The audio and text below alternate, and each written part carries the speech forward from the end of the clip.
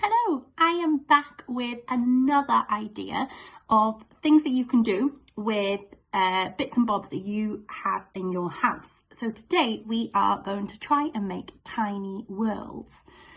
So you can do this with different sorts of things. So you could do it with a cardboard box. You could do it with a plastic pot. If you ask the adults in your house if you could have a plastic pot, or if you have old jam jars, you could use a jam jar. So you need to take your jam jar lid and you need to find some bits and bobs that you maybe could find outdoors. So either in your garden if you have one, or if while you're out on your daily walk, you could pick up some bits and bobs. Now I know that Sophie and our team made some fantastic faces with things like this that she found on her walk.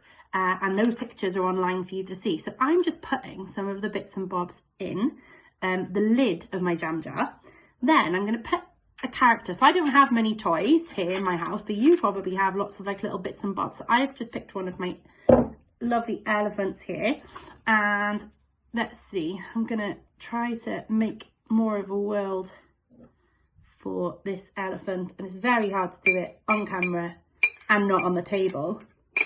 Or let's see, and so I have made a tiny world for my elephant.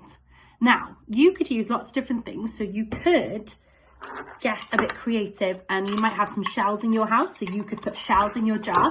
You could put your jar the other way around. I've got a different jar here so I can keep my elephant nice and safe.